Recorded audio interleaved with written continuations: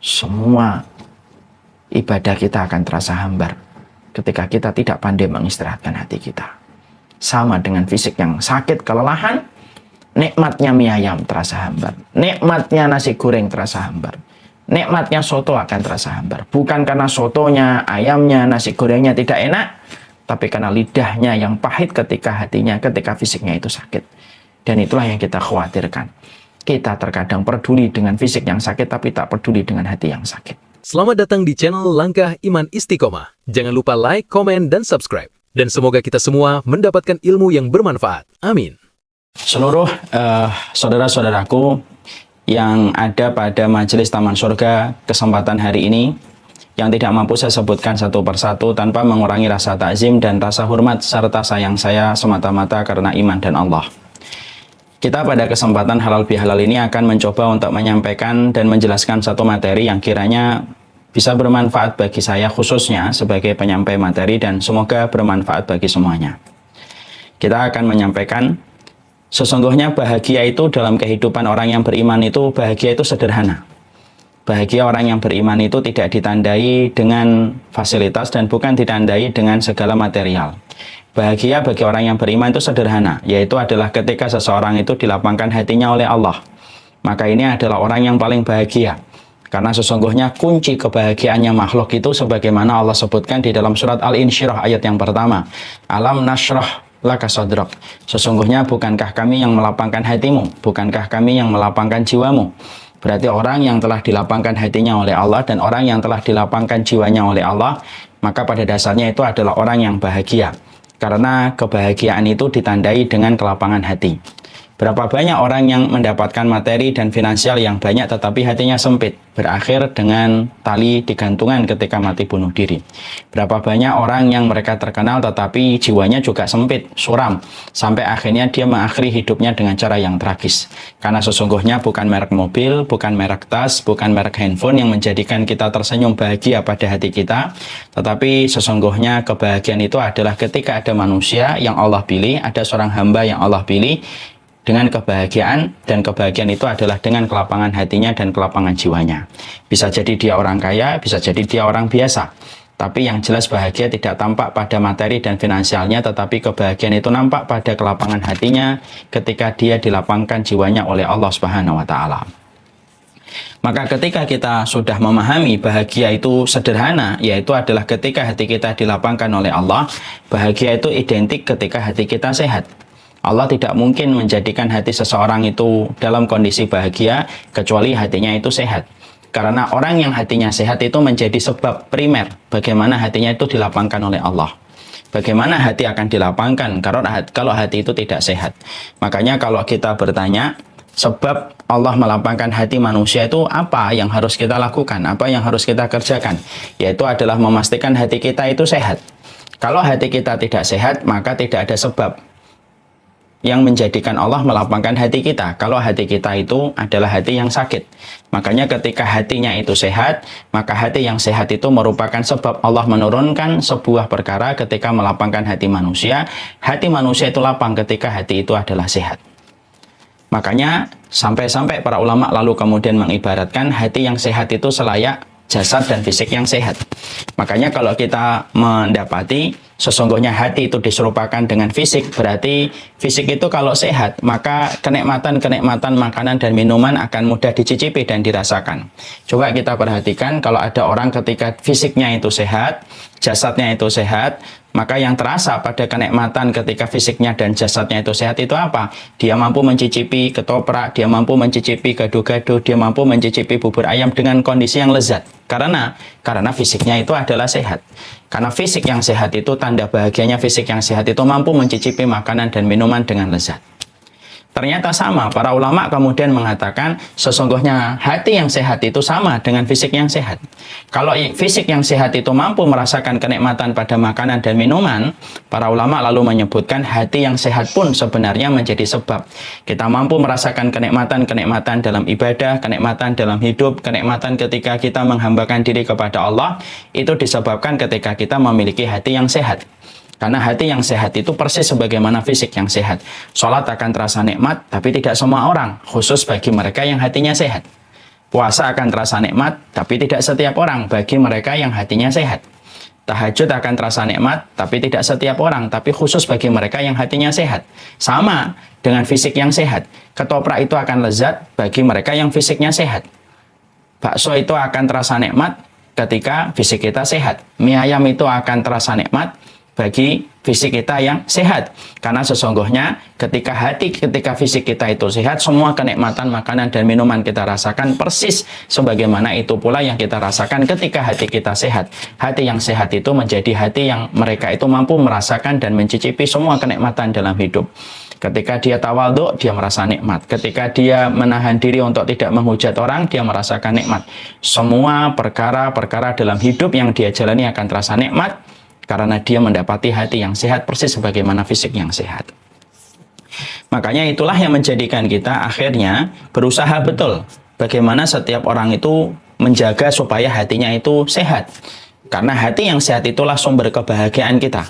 Kita pernah jumpain ada orang buntung tangannya, buntung kedua kakinya, tapi dia masih bisa tersenyum dan bahagia karena hatinya sehat walaupun fisiknya dalam kondisi kekurangan. Saya pernah mengenal satu keluarga 4 anaknya dalam kondisi autis.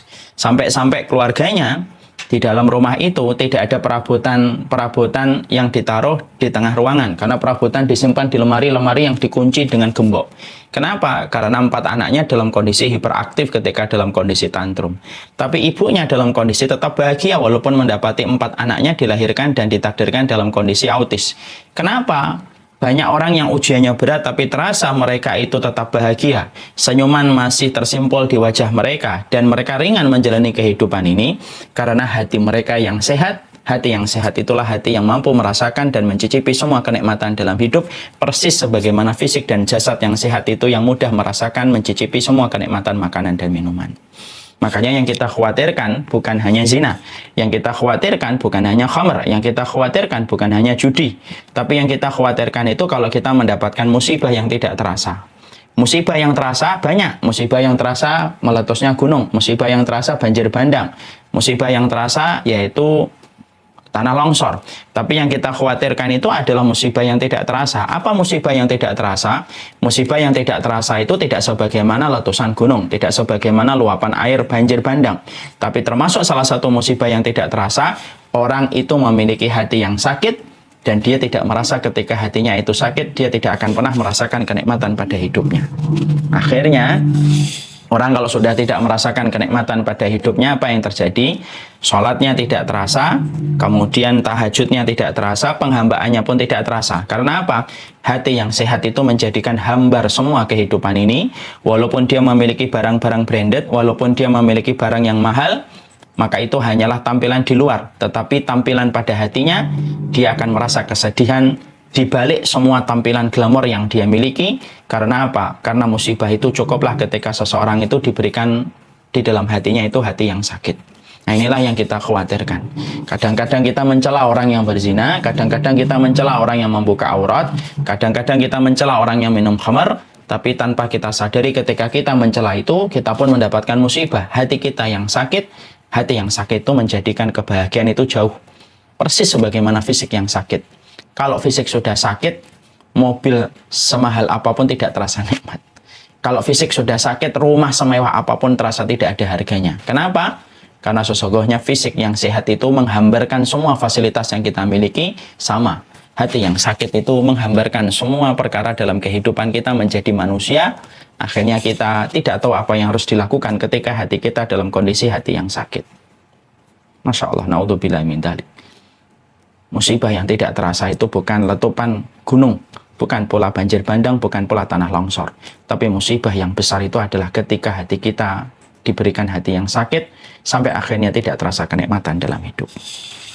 Maka setelah kita mengetahui ternyata hati yang sakit itu parah, dan ini termasuk salah satu musibah yang tidak terasa yang harus kita hindari dalam kehidupan kita, supaya betul-betul hati ini mampu kita nafikan, mampu kita kondisikan kembali supaya hati kita itu sehat kembali. Sebagaimana fisik ketika sakit kita berupaya bagaimana menjadikan fisik kita itu sehat kembali, maka tahukah kita tanpa kita sadari menyembuhkan hati yang sakit itu persis sebagaimana menyembuhkan fisik yang sakit. Itu kata Imam Ibnu Qayyim. Jadi kata Imam Ibnu Qayyim, hati dan fisik itu memiliki keserupaan. Keserupaannya apa? Keserupaannya adalah ketika hati manusia itu dalam kondisi dia sakit, hati manusia ketika sakit, cara mengobati hati yang sakit itu ternyata sama dengan mengobati fisik yang sakit. Cuma beberapa hal yang harus dilakukan itu berbeda. Tapi secara global, mengobati hati yang sakit itu sama dengan mengobati fisik yang sakit. Nah, sekarang kita ngobrol dulu sebentar. Kalau fisik kita sakit, apa yang biasanya akan dilakukan seseorang ketika dia datang ke dokter?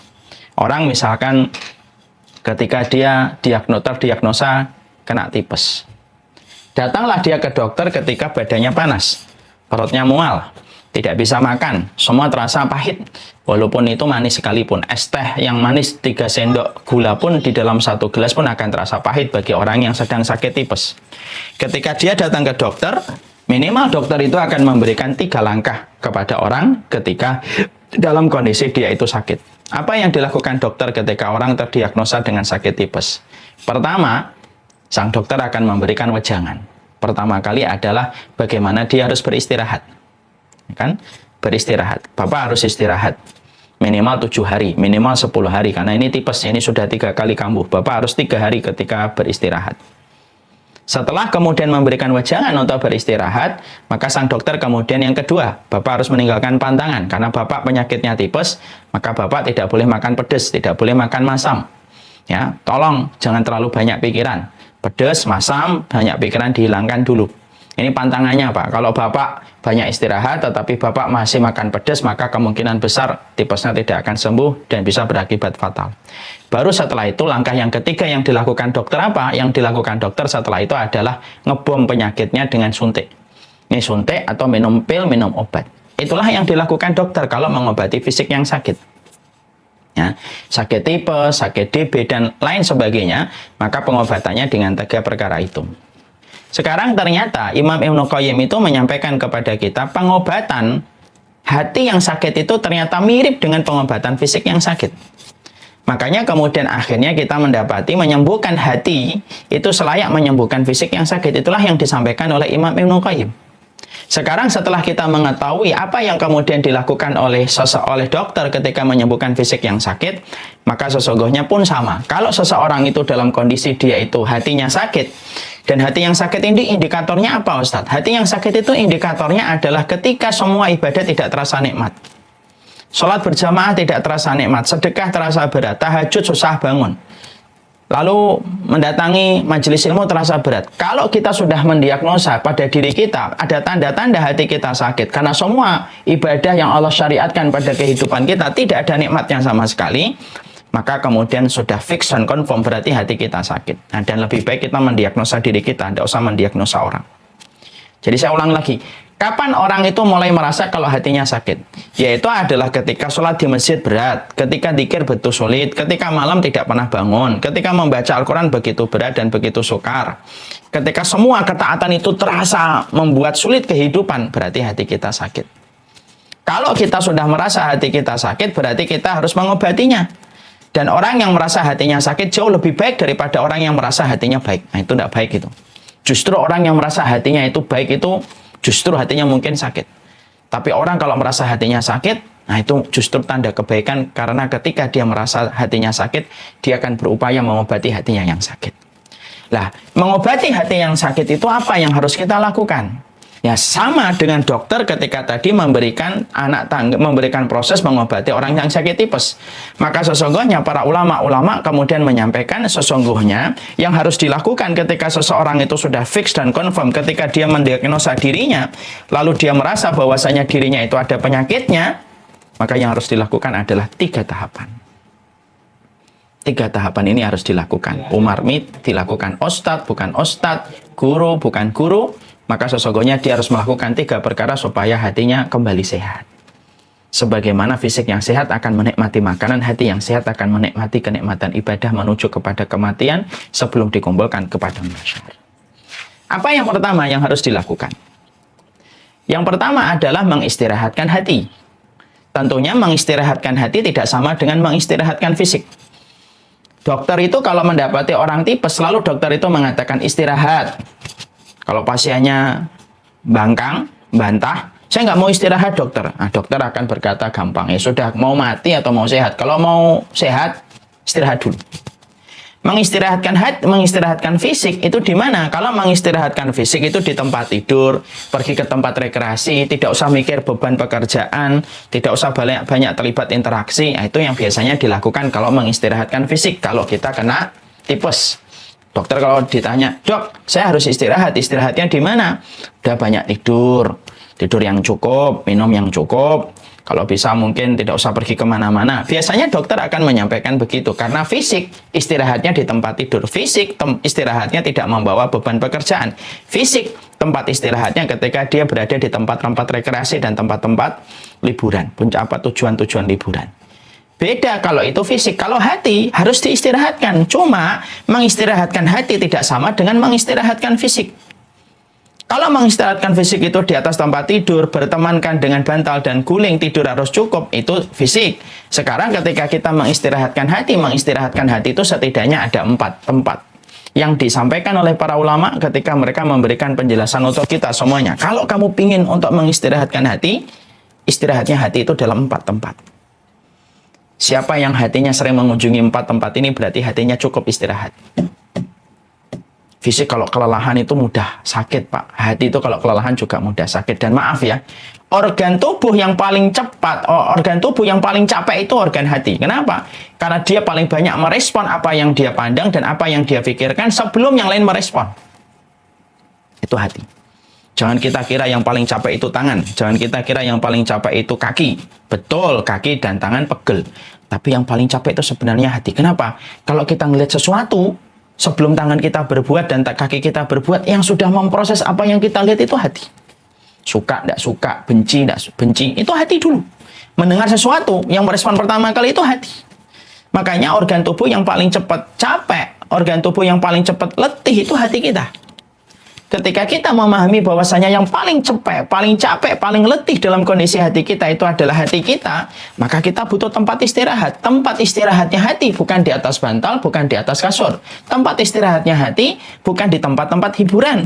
Istirahatnya hati bukan di tempat-tempat wisata, tapi istirahatnya hati pada 4. Siapapun yang sering mengunjungi 4 tempat ini berarti hatinya paling banyak istirahat. Nah, sekarang di mana tempat istirahatnya hati ketika kita sudah mulai hati kita dalam kondisi kelelahan, keletihan? Yang pertama, majelis ilmu. Mendatangi majelis ilmu itu, Pak, itu merupakan salah satu perkara untuk mengistirahatkan hati kita. Coba kita bayangkan dan kita asumsikan diri kita kalau duduk di majelis ilmu. Kalau kita duduk di majelis ilmu, kita tidak terpikir macam-macam. Mungkin merek mobil yang akan kita beli, mungkin merek handphone yang akan kita beli. Biasanya kalau kita sudah duduk di majelis ilmu, maka semua bayangan-bayangan itu akan pergi sebentar. Karena pikiran kita akan tertuju kepada nasihat yang disampaikan Allah dan Rasulnya.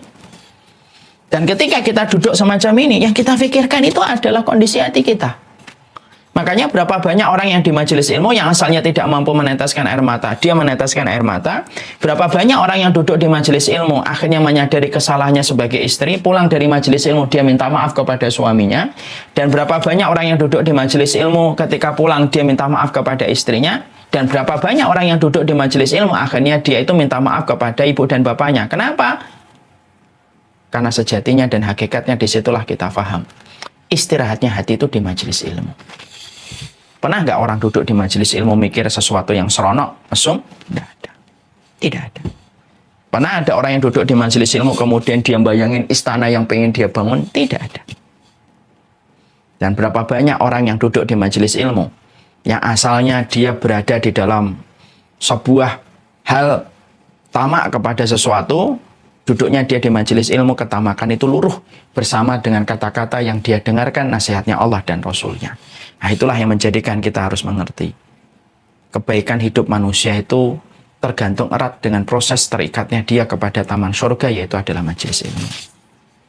Makanya Bapak dan Ibu pasti bisa membedakan. Orang yang sering datang ke kajian dan orang yang tidak pernah datang ke kajian itu kualitasnya tidak pernah sama. Jadi ini kadang-kadang kenalan sama orang, nggak ngerti ya.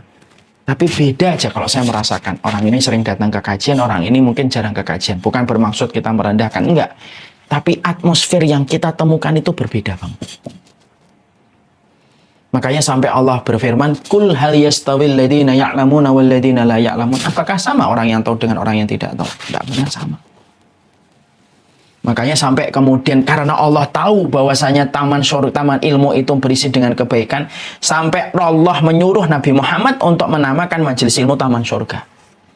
Kenapa kok disebut dengan Riyadul Jannah? Kenapa kok taman ilmu disebut dengan taman surga? Karena surga itu identik dengan ilmu sebagaimana ikan identik dengan airnya. Makanya Masya Allah ya, orang kalau tidak pernah datang ke kajian itu, Masya Allah, kalau memang tidak pernah datang ke kajian, hidupnya itu tidak ngerti kemana arah kompasnya harus diarahkan. Sehingga kalau orang tidak pernah datang ke kajian itu, mungkin kesalahan dalam hidupnya tidak akan pernah ada yang bisa mengkoreksi. Kenapa? Karena dia merasa bahwasanya hidupnya sudah baik-baik saja. Terlebih lagi ketika kita merasa bahwasanya Islam itu cuma sholat, puasa, zakat, ditutup haji dan umrah, sampai akhirnya kita tidak butuh ilmu lagi untuk belajar. Salah. Kerja di Indosat, kerja jadi guru di SMA 70, jadi pemimpin atau menjadi kepala sekolah di SMA 70, sekolahnya aja minimal S1, S2, baru bisa menjadi guru atau kepala sekolah. Kalau hanya menjadi karyawan di Indosat, Telkomsel, sekolahnya harus S1, S2. Apakah kita bisa membayangkan bahwasanya surga kualitasnya lebih rendah daripada kantor Indosat dan Telkomsel sampai tidak butuh ilmu? Padahal kerja di Telkomsel butuh perangkat ilmu, minimal S1 baru bisa duduk di belakang meja untuk mendapatkan gaji dari kantor besar yang bernama Telkomsel. Lalu apakah kita mengira surga itu tidak butuh ilmu sebagaimana di dunia aja butuh ilmu? Berarti kita kurang paham tentang agama ini. Makanya orang yang datang ke kajian itu pasti tampak berubah.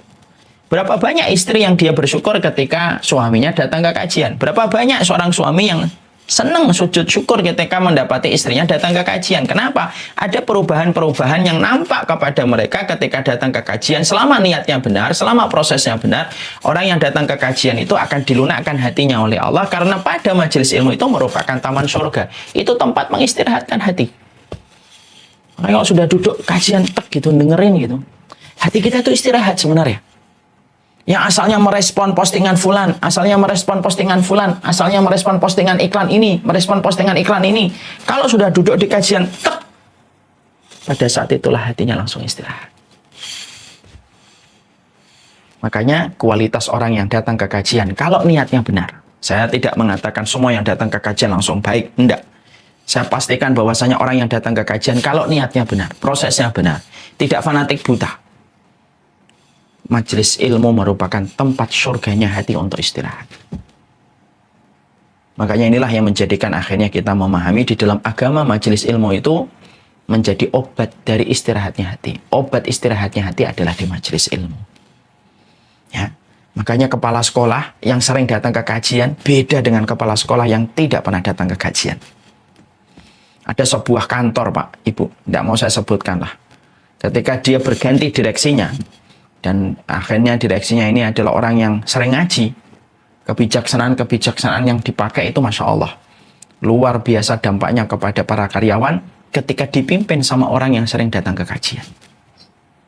Akan mengingatkan anak buahnya untuk sholat, akan mengingatkan anak buahnya ketika gaji, maka direksinya itu akan mengirimkan peringatan untuk zakat. Dan ternyata beda. Nah, disinilah kita akhirnya mengerti tempat hotel bintang 5 bagi hati kita, hotel bintang 5 hati kita itu adalah majelis ilmu. Itu yang pertama. Yang kedua, yang kita harus kemudian lakukan itu adalah ketika kita bertemu dan berinteraksi dengan hamba yang solih. Ini termasuk tempat mengistirahatkan hati. Hotel bintang 5. Hotel bintang 5-nya hati kita. Yang kedua, berinteraksi dengan hamba yang solih. Makanya bertemu sama orang solih itu penting. Makanya ada perkataan yang sangat indah untuk kita renungkan. Nadrul mu'min ilal mu'min yajlul qalba. Orang mukmin kalau bertemu dengan orang mukmin itu akan membersihkan karat-karat pada hati kita kalau kita berjumpa dengan mereka. Kita kalau ketemu orang yang kita kagumi dalam ilmu, orang yang kita kagumi di dalam akhlak, melihat saja itu membersihkan hati kita.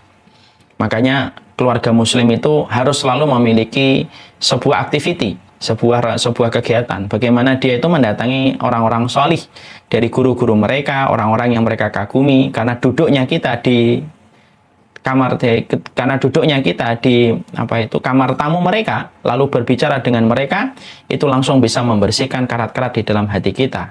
Ketika kita membandingkan kehidupan mereka dengan kehidupan kita yang sejatinya jauh kualitasnya daripada mereka. Maaf ya Pak, setingkat ulama Imam Ibnu Qayyim saja, ketika Imam Ibnu Qayyim dalam kondisi tiba-tiba futur itu apa? Penyakit hati ketika mulai melemah semangatnya. Itu penyakit yang akan menghinggapi kepada setiap orang. Seorang Imam Ibnu Qayyim kalau dia sedang futur, maka dia pergi ke gurunya. Dia melihat apa yang dilakukan gurunya, apa yang disampaikan gurunya, bisa menguatkan hatinya. Makanya saya teringat sama bapak saya. Bapak saya dulu kalau liburan tidak pernah beliau itu hanya membawa saya ke tempat-tempat liburan atau tempat-tempat wisata. Tapi justru yang paling sering dilakukan oleh ayah saya dan bapak saya dulu ketika saya masih SD, beranjak ke SMP. Kalau saya liburan itu selalu membawa saya plesir ke pondok-pondok. Dilihatin pondok ini, dilihatin pondok ini, dilihatin pondok ini. Makanya sampai akhirnya ketika saya SD, sampai akhirnya beranjak ke SMP, referensi saya itu tempat yang paling kelihatan nyaman itu ya pondok pesantren. Kelihatannya jadi santri itu enak, mandiri, bisa ngurus sendiri tanpa merepotkan orang tua dan bla bla bla. Karena apa? Istirahatnya hati, hotel bintang 5 hati kita. Yang kedua itu adalah berkunjung, bertamu sama orang solih yang kita kagumi secara akhlak, yang kita kagumi secara iman, dan kita kagumi secara amal solihnya.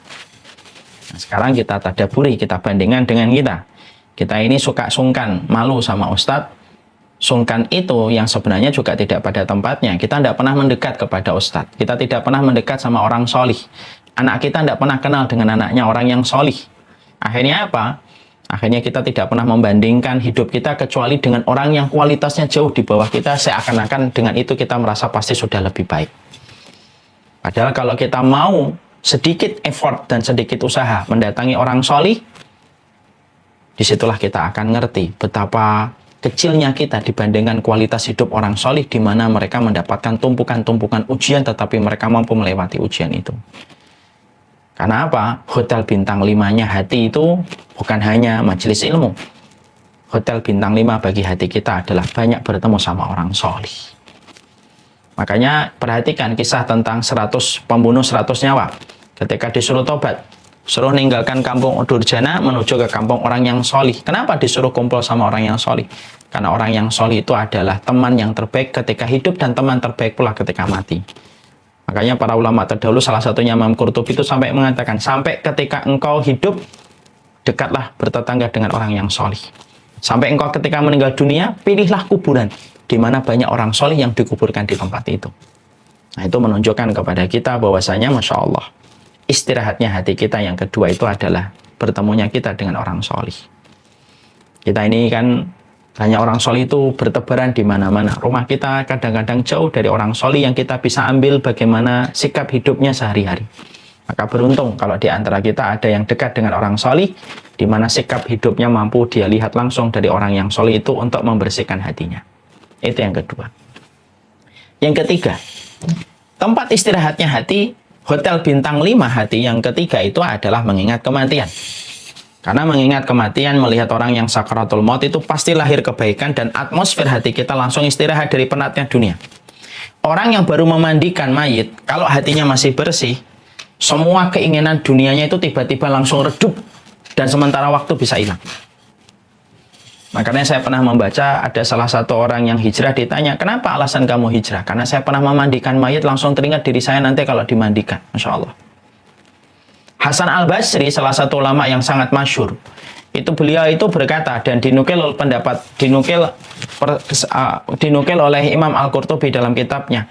Hasan al-Basri itu kalau beliau sedang merasakan hatinya mulai mengeras, dia pergi ke tempat orang yang sakaratul maut, dia lihat proses ketika orang sakaratul maut sampai dicabutnya nyawa orang ketika sakaratul maut. Pada saat itulah pulang Hasan al-Basri menggigil dan bertambah ketakutan dia kepada Allah. Nah, kita ini, Masya Allah ya, kita hidup pada zaman ketika semua hiburan itu dibangun hanya untuk menjadikan kita itu ingat pada kehidupan dan lupa pada kematian. Semua wahana hiburan, semua mall, semua tempat rekreasi, sampai inovasi tempat hiburan itu bermacam-macam mainan yang tidak pernah kita tahu dulu, tiba-tiba sekarang dibuat inovasinya bermacam-macam. Sebenarnya satu. Semua tempat hiburan itu inovasinya tidak pernah berhenti dengan satu hiburan itu saja, tapi terus berkembang. Sampai semua permainan ada di sekitar kita. Dalam bentuk yang detail, dalam bentuk yang betul-betul ngasih kita entertain luar biasa. Intinya cuma satu. Supaya kita ingat kehidupan dan lupa kematian. Akhirnya apa? Orang kalau ingat kehidupan, hati kita ini disetting sama Allah supaya kembali ke akhirat, bukan ingat kehidupan. Lah kalau hati kita sudah kita rusak settingan Allah supaya kembali ke akhirat, kemudian kita rusak settingan itu menuju kepada dunia, hati kita tidak mampu memikul dunia, berat. Dan akhirnya apa? Masalah-masalah sedikit akhirnya membuat kita frustasi. Karena sebenarnya hati kita harusnya dibawa kepada akhirat. Makanya sekali-kali orang itu ingat kalau ada orang sakaratul maut, coba datangin, lihat. Terutama kalau melihat orang tua kita meninggal dunia di atas tangan kita, di pelukan kita gitu. Pada saat itulah hati kita itu semua obsesinya tentang urusan dunia dalam hitungan hari atau hitungan jam hilang. Karena mengingat kematian itu hotel bintang 5 bagi hati kita untuk istirahat. Dan kemudian yang keempat, tempat mengistirahatkan hati itu kata para ulama bersama dengan Al-Quran. Makanya bersama dengan Al-Quran ini merupakan salah satu tempat mengistirahatkan hati. Makanya sampai Utsman bin Affan menantu Rasulullah SAW berkata, "Lamma tahurat qulubukum lamma syabi'at min kalami rabbikum." Orang itu kalau hatinya bersih, hati yang bersih itu hati yang tidak pernah kenyang untuk membaca Al-Quran. Jadi kalau ibu, bapak guru, dan para siswa dan para siswi, kalau kemudian kita pengen tahu hati saya ini kok hitam atau putih Ustadz, tidak bisa di USG, tidak bisa di MRI. Tapi kalau kita pengen mengetahui hati kita ini bersih atau kotor, simple. Dekatkan mushaf kepadanya dan lihat bagaimana interaksi dia kepada mushaf itu. Kalau membaca Al-Quran baru 2-3 ayat kemudian terasa berat, itu lampu merah sebagai tanda waspada hidup. Berarti hati kita kotor. Karena hati kotor itu tidak akan pernah kenyang. Karena hati yang kotor itu tidak akan pernah mampu bersama Al-Quran lama. Tapi kalau seseorang, sampai kita ngeliat ada satu siswa, istirahatnya pun megang mushaf. Berarti perhatikan, orang itu hatinya bersih. Sampai dia mampu melama-lamakan duduknya, bertemankan dengan Al-Quran. Makanya Masya Allah, orang yang bersama Al-Quran itu pasti mulia. Karena malaikat yang membawa Al-Quran menjadi malaikat yang paling mulia, malaikat Jibril. Laki-laki yang diturunkan kepadanya Al-Quran menjadi laki-laki yang paling mulia, Rasulullah Muhammad. Malam diturunkan Al-Quran menjadi malam yang paling mulia, yaitu malam Lailatul Qadar. Bulan diturunkan Al-Quran itu menjadi bulan yang paling mulia, yaitu adalah bulan Ramadan. Karena sejatinya mengistirahatkan hati itu adalah membaca Al-Quran. Makanya inilah yang menjadikan kita akhirnya memahami, berarti ketika seseorang manusia mengistirahatkan hatinya, sama bagaimana mengistirahatkan fisik, ketika fisik itu sakit demam, sakit tipes, maka mengistirahatkan hati itu hotel bintang 5-nya ada 4, kata para ulama. Dan ini tamparan untuk saya, untuk kita semuanya. Wahai Umar Mita, wahai Abu Basam Umar Mita, wahai siapapun yang hari ini mendengar, maka para ulama itu menyampaikan, hotel bintang 5 hatimu ada 4. Majelis ilmu, berinteraksi dengan orang solih, memandikan orang mati atau melihat sakratul mautnya, dan kemudian yang keempat, berinteraksi engkau dengan Al-Quran. Disitulah tempat istirahatnya hati kita. Itulah bintang 5-nya hati kita. Nah sekarang pertanyaannya, sudah sering check-in ke hati bintang 5 ini berapa kali dalam hidup kita? Jangan-jangan hati kita lelah, tapi kita tidak pernah check-in ke hati hotel bintang 5 untuk hati kita. Siapapun yang mereka dalam hidupnya tidak pernah check-in pada hotel bintang 5 untuk mengistirahatkan hatinya dalam 4 perkara itu, disitulah semua ibadah kita akan terasa hambar ketika kita tidak pandai mengistirahatkan hati kita. Sama dengan fisik yang sakit, kelelahan, nikmatnya mie ayam terasa hambar, nikmatnya nasi goreng terasa hambar, nikmatnya soto akan terasa hambar. Bukan karena sotonya, ayamnya, nasi gorengnya tidak enak, tapi karena lidahnya yang pahit ketika hatinya, ketika fisiknya itu sakit. Dan itulah yang kita khawatirkan. Kita terkadang peduli dengan fisik yang sakit, tapi tak peduli dengan hati yang sakit. Itu yang pertama. Yang kedua, yang dilakukan dokter setelah memberikan perintah kepada kita supaya kita mengistirahatkan hati kita, fisik kita, sebagaimana kita harus mengistirahatkan hati kita. Yang dilakukan dokter kalau kita mendapati penyakit itu apa? Dokter menyuruh kita meninggalkan pantangan. Yang kedua itu meninggalkan pantangan. Dokter akan berkata, sakit apa Pak? Leher saya kenceng dok. Ya sudah, ini mungkin kolesterolnya naik. Jangan makan yang bersantan ya Pak. Kurangin makanan-makanan daging yang sifatnya diawetkan. Tinggalkan jeroan. Dan lain-lain sebagainya. Kalau kemudian ada pasien, ketika dia itu menolak yang disampaikan dokter, saya tidak mau dok, saya suka sekali dengan santan, saya suka sekali dengan jeroan.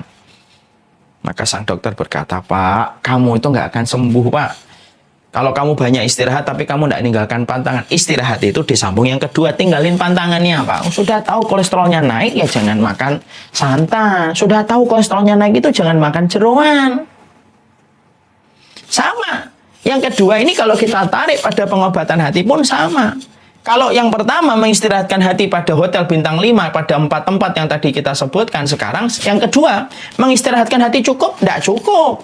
Dilanjutkan dengan yang kedua. Yang kedua itu apa? Ninggalkan pantangan, ninggalin dosa. Karena sesungguhnya dosa itu berpotensi untuk menjadikan hati kita sakit sebagaimana tubuh kita. Kalau terus-terusan mendapatkan makanan yang tidak sehat untuk dirinya, lama-lama tubuh kita akan capek untuk meresponnya, capek untuk mengolah makanan tersebut. Akhirnya apa? Penumpukan penyakit terjadi ketika kita sudah dalam kondisi salah ketika memilih menu. Makanya harus ditinggalkan pantangan itu. Maka sama, sesungguhnya ketika kita ingin meninggalkan, kalau kita ingin hati kita itu sehat, tinggalkan pantangannya. Lah pantangan hati itu apa? Dosa-dosa yang Allah benci dan Allah murkai dalam kehidupan kita itu adalah pantangan hati. Orang kalau ingin merasakan nikmatnya bersuami istri, ya jangan zina. Karena zina itu akan menghilangkan kenikmatan ketika kamu berinteraksi dan berhubungan dengan istrimu atau suamimu. Ini ada kisah nyata ya. Ini orangnya sih insya Allah sudah bertobat, tapi kita ambil ibrah saja. Ada seorang suami tidak bisa mencampuri istrinya. Singkat ceritanya ketika dibedah kasus, kenapa dia tidak bisa mencampuri istrinya padahal masih muda, dan lain-lain sebagainya. Ternyata terungkap. Ternyata suaminya itu berzina. Kalau sama perempuan lain bisa, sama istrinya tidak bisa. Masya Allah, naudzubillah min dzalik. Ketika sang suami ini pengen sekali untuk sembuh, yang kita katakan kepadanya apa? Simple, tinggalkan dosa. Karena dosa itu berpotensi untuk menjadikan hati kita sakit. Pandangan kita kepada yang tidak halal untuk kita terus-terusan itu akan mengambil kenikmatan kita pada yang halal. Makanya sampai ada ulama ditanya, kenapa saya tidak bisa bangun ketika waktu malam? Para ulama itu menjawabnya singkat dan sederhana. Maksiat di waktu siang yang menyebabkan engkau sulit bangun di waktu malam. Karena ternyata dosa itu aksesnya itu bisa kemana-mana yang menjadikan hilangnya kualitas dalam kehidupan kita. Ini ada satu kisah nyata lagi. Ada seorang ibu-ibu, itu dia curhat kepada seorang guru besar, nama Syekh. Guru besar itu Syekh. Dia berkata kepada gurunya, Syekh, saya punya 2 anak. Anak pertama, bandelnya luar biasa. Anak yang kedua itu baik betul. Ini kenapa ya Syekh? Padahal dua-duanya ini dari keturunan saya. Kok sifatnya bisa sangat berbeda antara satu dengan yang lainnya? Perhatikan Syekh ini. Syekh ini lalu bertanya sama ibu tadi. Bu, saya boleh tanya tentang sesuatu? Silakan Syekh. Lalu Syekhnya itu berkata, gimana hubungan ibu dengan suaminya ibu ketika ibu memiliki anak yang pertama? Jujur ya, jangan ada yang ditutup-tutupin dan jangan ada kebohongan. Perempuan itu langsung berkata kepada Syekh, ya Allah Syekh, ketika saya baru menikah pertama kali, saya banyak sekali bantah kepada perintah suami, saya banyak sekali bertengkar dengan suami saya karena kami baru menikah masa adaptasi dan banyak sekali pertengkaran, bahkan beberapa kali sempat kami mau bercerai. Syekhnya berkata, cukup. Saya tanya lagi Syekhnya, gimana kedudukan ibu setelah memiliki anak yang kedua? Ya Allah Syekh, anak yang kedua ini kami dapatkan setelah 6 tahun atau 5 tahun perjalanan pernikahan kami. Kami sudah dalam kondisi baik. Anak sudah mulai ngaji. Saya sudah mulai taat kepada guru, taat kepada suami saya. Akhirnya saya hamil anak yang kedua. Lalu Syekhnya itu langsung berkata, ibu, dosanya ibu kepada suami berakibat kepada anak. Ridhonya suami kepada ibu berakibat kepada anak. Masya Allah. Di situ akhirnya kita menjumpai berarti yang kedua. Orang yang ingin untuk hatinya sembuh itu, mereka itu harus meninggalkan pantangan. Semua dosa itu pantangan. Kalau kita sholatnya tidak khusyuk, mungkin kita sering sekali melihat acara infotainment yang sifatnya itu hanya untuk menjatuhkan kehormatan orang. Ngakses Instagram, Facebook yang sifatnya itu ngibahin kehidupan dan kehormatannya orang. Akhirnya apa? Ketika Allahu Akbar itu tidak mampu kita rasakan pada hati kita dan jiwa kita. Kenapa? Karena terlalu banyak interaksi mata kita dan telinga kita pada sesuatu yang haram. Orang yang menikmati khamar tidak akan pernah menikmati minum madu. Orang yang menikmati chattingan dia dengan perempuan yang bukan mahramnya, yang tidak halal, dia tidak akan menikmati ngobrolnya dia dengan istrinya ataupun dengan anaknya. Kenapa? Bagi dia yang indah itu kalau ngobrol dengan sesuatu, dengan orang yang sebenarnya tidak halal untuknya. Semua dosa itu menghambarkan semua kenikmatan pada sesuatu yang halal.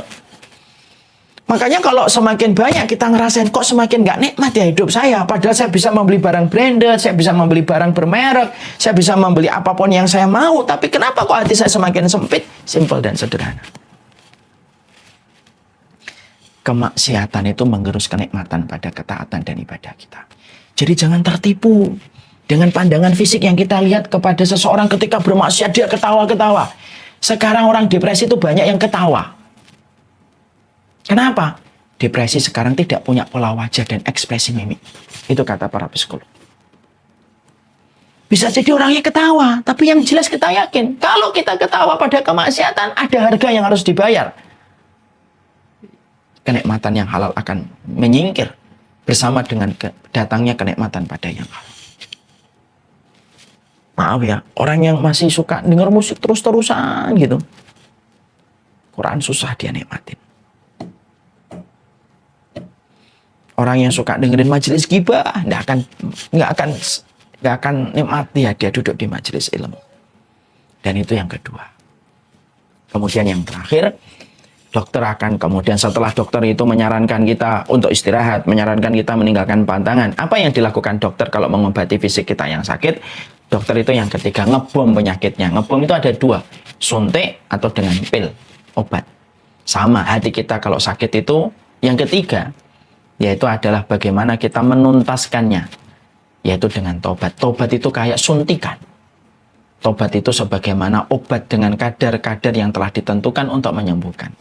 Makanya orang yang tobat itu kalau tobatnya membuka pintu langit, Allah hadirkan kenikmatan. Saya itu pernah kagum, Bapak dan Ibu, kepada orang yang pernah bertanya sama saya di majelis ilmu Lebak Bulus.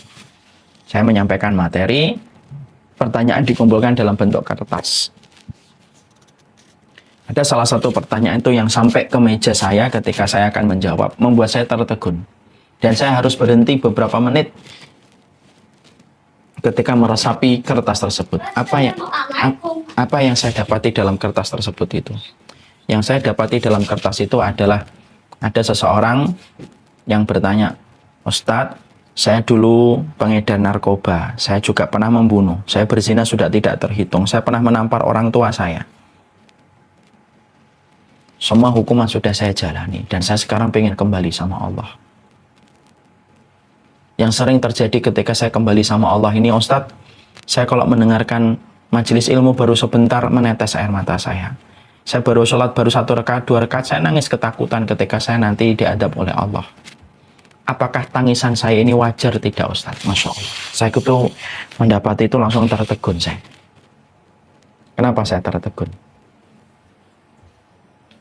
Tobat itu bisa membuat hati yang keras itu melembut dengan tetesan air mata. Saya itu malah iri sama beliau. Kenapa iri? Air mata yang jatuh karena takut kepada Allah termasuk air mata yang tidak akan mampu disentuh oleh api neraka. Berapa banyak orang yang taubat mudah menangis di waktu malam. Berapa banyak orang yang taubat sholatnya lebih lama daripada anak pesantren. Berapa banyak orang yang bertaubat malah hati-hatinya lebih banyak daripada orang yang mungkin datang dari keluarga ustadz atau kiai. Karena terkadang taubat itu sifatnya luar biasa.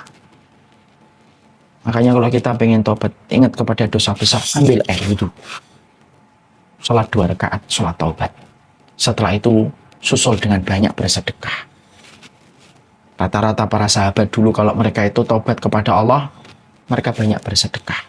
Inna shadaqata tudfi'ul khotoya ya kama anal ma'a yudfi'ul naro. Sesungguhnya sedekah itu memadamkan api neraka sebagaimana air memadamkan api. Dan inilah yang kita harus lakukan. Ya, inilah yang menjadikan kita akhirnya mengerti. Semoga momentum silaturahmi atau silatul ukhuwah pada kesempatan hari ini adalah momentum kita untuk berevaluasi dan bermuhasabah.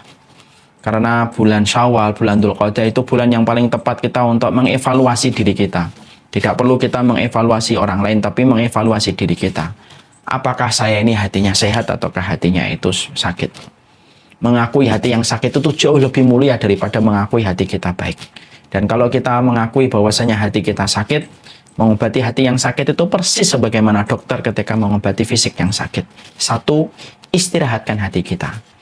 Hati kita harus check-in kepada hotel berbintang 5 untuk hati kita. Apa itu hotel berbintang 5? Majelis ilmu, bertemu sama orang solih, memandikan mayit atau melihat orang sakratul maut ketika ingat kematian, dan yang keempat itu adalah bersama Al-Quran. Ini adalah hotel bintang 5, tempat mengistirahatkan hati kita.